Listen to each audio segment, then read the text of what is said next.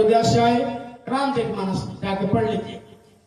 साफ साफ गोस्वामी जी महाराज ने लिखा कि जब उन्होंने आए, सारे पूर्ववासियों को, गुरुजनों को, सबको बुलाए और बैठा के कहा कि मेरे दिल की बात है।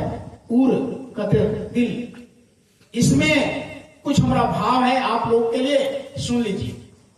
नाही अनिति नहीं कछु प्रभु ताई, सुनहु करहु जो तुम ही सोहाई। कहते हैं कि तुमको वही करना है जो तुमको सुहाए। कोई अनिति की, कोई अहित की बात मैं नहीं करूंगा, वही कहूंगा जो तुमको सुहाए, वही आप करिएगा। अगर हम कुछ अनिति की बात करें तो आगे लिखते हैं, जो अनिति कछु बासो बाई, तो बज रहूं मोहे भय बिसाराई। कहते अगर कोई अनिति की बात कर दो, कोई अहित की बात कर दो, तो आप मेरे मुंह को रोक देना, भय बिसार देना, डरना मत, क्योंकि मेरे दिल में आप लोगों के लिए बड़ी श्रद्धा है। भगवान राम ने सब अयोध्यावासियों, पूर्ववासियों को बुला करके गुरुजनों को कहते हैं, अनिति अहित की बात नहीं करूंगा। अगर अहित की बात लगे तो हमको माना कर देना बताने से, लेकिन सुन लो, मेरे प्रिय कौन होता है? सोई सेवक प्रियतम मामा सोई, ममे अनुशासन माने जोई। लेकिन मेरे प्रिय कौन होता है? जो मेरे अनुशासन को, मेरे बात को समझे और माने, वही मेरा प्रिय होता है। सब नहीं होता है। बहुत लोग क्या क्या कर रहे हैं, लेकिन भगवान कहते हैं कि मेरा प्रिय कौन होता है? जो मेरे सिस्टम को, मेरे अनुशासन को, मेरे अदब को जो माने, वही इंसान है, वही उस मालिक के प्रिय होते हैं। सब नहीं होते। अब मन में आराधना करते कर रहे हैं, जो मन में असोच नहीं। इसलिए कहते हैं कि प्रिय मेरा वही है जो मेरे अनुशासन को मानता है। लेकिन अगर कोई आपके नीति से अलग हट के मैं बात करूं तो मुझे रोक देना। अब आगे क्या कहते हैं? भगवान राम में बोल रहे हैं, पूरी दुनिया। बहुत लोग कहते हैं जय गुरुदेव, काहे मानेंगे? अरे भाई, जय गुरुदेव को मत मानो, भगवान राम को मान लो। अब भगवान राम क्या कहते सुनिएगा। बहुत लोग हमसे कहते हैं हम बाबा जी अलग, वो अलग धर्म चलाए। एक भी धर्म बाबा जी ने आगे नहीं बढ़ाया है और ना पीछे महात्माओं को एक लाइन घटाया है। जो हमारे पुराण, बाइबल, हदीस, उपनिषद, रामायण, गीता जो कहते हैं, वही बाबा जी फिर से आपको पकड़ाने आ गए। जो आपने छोड़ दिया है, रामायण को, पुराण को, कुरान को, बाइबल को, हदीस को, धर्म को, सब छोड़ दिए हैं आप, उसी को गुरु महाराज ने पकड़ाने आ गए। कोई आगे घटाने और बढ़ाने और कोई दूसरा धर्म चलाने सुनिएगा। अब भगवान राम क्या कहते सुनिए। हम तो कह दिए बाबा जी की बात हम नहीं करेंगे।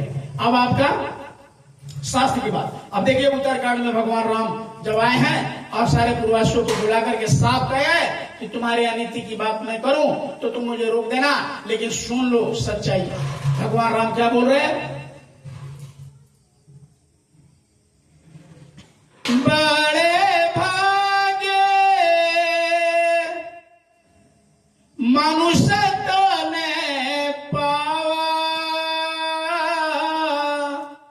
सुर दुर्लभ सदे ग्रंथ ही गावा।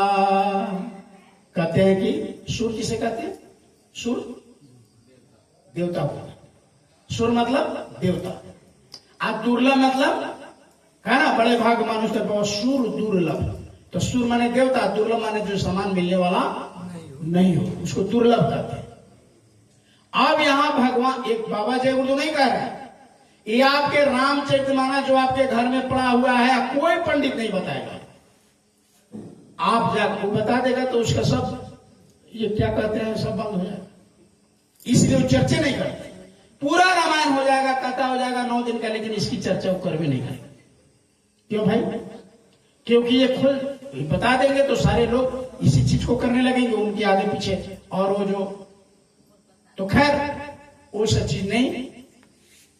रामचरितमानस साफ कह रहा है कि प्रेमियों, भगवान राम कहते हैं पूरे पूर्ववासियों को कि अगर हमसे प्रिय हो, अगर हमसे प्रेम करते हो तो ये सुनो, ये समझो।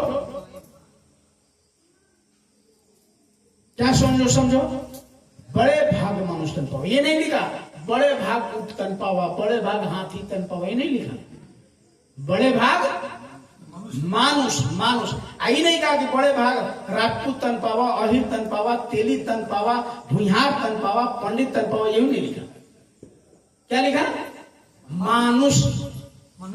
मनुष्य आई नहीं लिखा कि भारत के, चाइना के, पाकिस्तान के, अफगानिस्तान के, हिया के, वहां नहीं लिखा। मानुष बड़े भाग जो भी बड़े भागी हैं, जो मनुष्य रूप धारण कर लिए हैं, चाहे जो भी हो। आगे लिखते क्यों भाई? कहते कि सुर दुर्लभ, कि देवता को मिलने वाला शरीर। अब बताइए आज हम लोग किसके लिए तरस रहे हैं?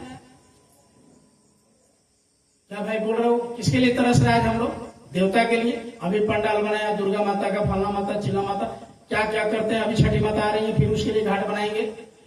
तो उन लोगों का क्या हाल है? हम नहीं बोल रहे हैं, ये गुरु महाराज नहीं बोल रहे हैं। आपका रामचरितमानस कहता है सूर दुर्लभ सद ग्रंथ, सारा ग्रंथ कहता है कि देवता को ये मनुष्य शरीर मिलने वाला नहीं है। सभी ग्रंथ कहता है देवता को। क्यों भाई? तो देवता अपने देवलोक से पूरे सष्टांग उस मालिक का, प्रभु का, परमात्मा ईश्वर का गुणगान कर रहा है, सष्टांग प्रणाम कर रहा है कि भाई एक बार हमको मनुष्य बना दो।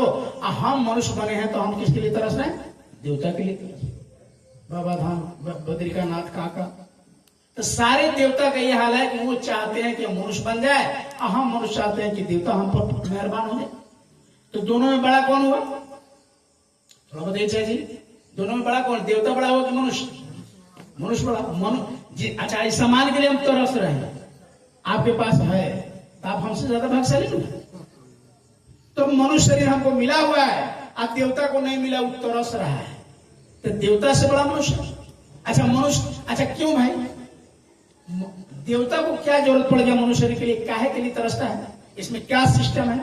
क्या इसमें दया कृपा है? इसमें क्या, आखिर क्या इसमें है कि देवता तरसते? बड़े ध्यान से सुनिए, आगे लिखते हैं। साधन धाम मोक्ष कार्य द्वारा पाई न जे पर लोके सवारा। कहते इसको पार करके भी अगर परलोक नहीं सवारा तो धिक्कार है, चूली भर पानी में जाकर डूब के मर जाओ। ये लिखते हैं। सिर धुन धुन पछतावा ही, काल ही, कर्म ही, मिथ्या दोष लगा। सारा लोग का हमारा भाग में ही लिखा है। भगवान के पूछता है, भगवान हमरा के एंती करे तरह जा ना देख रहे लोग। अरे वो किए है कि तू किया है? आज हम लोग मनुष्य शरीर पर क्यों पाए? कहा कि पुण्य पुंज बिनु मिले ही न संत। बिना पुण्य का पुंज के संत नहीं मिलते। यहां सत्संग हो रहा है तो ऐसी बात नहीं है कि हम लोग कर रहे हैं, नहीं। ये पहले फिक्स था, हमको और आपको पता नहीं था कि यहाँ होना है। पहले से 1000 वर्ष पहले से पता था इस धरती पर यहाँ इस जगह इतने लोग आएंगे और सत्संग होगा, इनमें ये लोग आएंगे पहले से। अच्छा, ये मोहल्ला में इतने लोग हैं, कहीं नहीं आ गया है? क्योंकि साफ लिखा हुआ कि इस पंडाल में चंडाल नहीं बैठ सकता। देखो, ये देवता को जो शरीर नहीं मिलने वाला तुमको मिला है, क्या इसमें सिस्टम है? कहा कि साधना का धाम है और मोक्ष का दरवाजा है। इसमें साधना का, जैसे बद्रिकानाथ धाम, बहुत धाम है ना, 4 धाम कहा ना गया, उसी तरह से साधना का धाम है और इसमें मोक्ष का दरवाजा है, मोक्ष की प्राप्ति होने का रास्ता है। बाकी कहीं मिलने वाला है। अब इसी शरीर के अंदर वो दरवाजा है। कहाँ है दरवाजा? अब बड़े ध्यान से सुनिएगा। इसी शरीर के अंदर वो दरवाजा है भगवान के घर जाने का। आपको कहीं जाइएगा, पहले हमने बता दिया कि आपका दांत टूट गया होगा, केस पक गया होगा, बहुत प्रवचन, बहुत सत्संग आपने सुना होगा, लेकिन आज जो सुनिएगा आपको कभी सुनने को मिला नहीं होगा। साफ गुरु महाराज, ये गोस्वामी जी महाराज ने कह दिया कि इसी के अंदर दरवाजा है। कहां है दरवाजा? आंखी मध्य पाखी चमके, पाखी मध्य द्वारा अत्य बीच दूरवी लगा उतरे भोजन पारा। ये आंखी मध्य, मध्य करते बीच में, दोनों भावों के बीच में यहां है। पूरे दुनिया में आजकल इतने साइंस बढ़ गए, एमटेक बीटेक बच्चे कर रहे हैं। आप उनसे पूछेंगे, बोल रही आत्मा शरीर में कहां है? हाथ में है कि पैर में है कि नाक में है कि कहां है? जिससे इस प्राण को निकल जाने के बाद में शरीर डेढ़ बड़ी होता, आंख देखता नहीं, कान सूखता नहीं, जबान हिलता नहीं, हाथ पैर काम नहीं करता। वो कौन ऐसी वस्तु है, कहां से निकल जाता है ना? कि शरीर डेढ़ बड़ी हो जाता है, इस शरीर में रहता कहां है? आज तक कोई डॉक्टर बताए? बहुत बड़ा मशीन में आपको एक्सरे अल्ट्रासाउंड करके बता देता है, हाथ ऐसे टूट गया, किडनी खराब हो गया है, ये पथरी हो गया है। लेकिन आज तक ऐसा कोई मशीन दुनिया में बना जो पूरे शरीर का अल्ट्रासाउंड इशारा करके बता दे कि ये बोल रही आत्मा कहां है शरीर के अंदर? ये कोई नहीं, कहीं नहीं। लेकिन हमारे महात्मा ने, हमारे फकीर ने, हमारे संत महापुरुषों ने आज से नहीं, पता नहीं कितने युग पहले बता दिया कि आंखी मध्य पर दोनों साक्षात्कार किया आत्मा का। सेंट्रलाइज होता है। हाँ, दोनों भावों के बीच में यहाँ आत्मा जहाँ मताएं बन विंध्य करती है, अब भाई लोग चंदन करते हैं। जो चंदन करने का स्थान बताया गया, आज जो मताएं बन यहाँ विंध्य लगाती हैं, ये इसी के लिए लगे। महात्माओं ने यहाँ कहा कि लगाओ, ताकि देखने से पता चल जाए कि शरीर के अंदर शक्ति कहाँ है। इसलिए कहा कि यहाँ चंदन करो और यहाँ पर विंध्य लगाओ, सेंट्रलाइज किया जाता है। क्योंकि देवता इसके लिए तरसता है, दुर्लभ है। क्योंकि साधना का दाम है, तुम साधना अगर इसमें कर लिया तो ये दरवाजा खुलते ही तुम उसमें प्रवेश कर जाओगे। ये दरवाजा खुलते ही, अभी दरवाजा खुलेगा कैसे? उसी रामचरितमानस में गोस्वामी जी ने साफ लिखा, खुलेगा कैसे? अब बड़े ध्यान से, बड़ा गंभीर है, यहां से प्रसंग चलेगा, बहुत ध्यान से आप एक एक बात वचन को सुनिएगा। कभी आपको कोई रामायण की बात है, मैं दूर से कहीं और अलग से नहीं बता रहा। मैंने पहले बता दिया गुरु महाराज की बात। बहुत लोग कहते हैं कि जय गुरुदेव अलग है, नहीं, आप मिलाइए। भगवान राम क्या कहते हैं? दरवाजे पर, दरवाजे से आपको जैसे दरवाजा खुलेगा इसी से होकर के मालिक के घर जाएंगे। लेकिन ये दरवाजा खुलने का कोई उपाय होना चाहिए, ये दरवाजा खुलने का रास्ता मिलना चाहिए। ये दरवाजा कैसे खुलेगा? कबीर साहब ने साफ कहा, के खोली कपटा केवड़िया है सतगुरु बिनु साथो। कबीर साहब को सुने ना भजन, साफ कहा कि के खोली कपटा केवड़िया। कपट केवड़ है, हिलने दो, घौन मारिएगा तभी ना खुलेगा। इतना बजल केवड़ है, कपट केवड़ है। इसका उपाय है खुलने, सतगुरु बिनु साथो, बिना सतगुरु के नहीं खुलेगा। अब देखिए भगवान राम क्या कहते हैं, गोस्वामी जी महाराज क्या रामायण में लिखते हैं कैसे खुलेगा। उसी रामचरितमानस में उपाय बता दिया गया है कि कैसे खुलेगा। साफ कहा, यही कलिकाल न साधन दूजा, जब तब व्रत और पूजा। कहा कि जब से तब से व्रत से पूजा से खुलने वाला नहीं है। कैसे खुलेगा? कलयुगी केवल नाम आधारा, सुमरि सुमरि नरा उतर ही पारा। केवल, केवल उसमें लगा दिया, केवल केवल। कोनो कहता तेका बहना दूध हम चल जाओ, तेका है शंकरो भगवान लंग, तेका गणेशो जी लंग, तेका हनुमानो जी लंग, नहीं होगा। ये सब मोहर लगा रहे हैं गोस्वामी जी महाराज ने। केवल, अगर कलयुग में उस मालिक से मिलना है तो क्या करना है? कलयुग केवल नाम आधारा, सुमरि सुमरि नरा उतर ही पारा। और नाम कहां मिलेगा? जिस नाम को सुमरन लेने से एक कपट केवाड़ी खुलता है, दिव्य नेत्र खुलता है, वो कौन सा नाम है? कहां लगी करो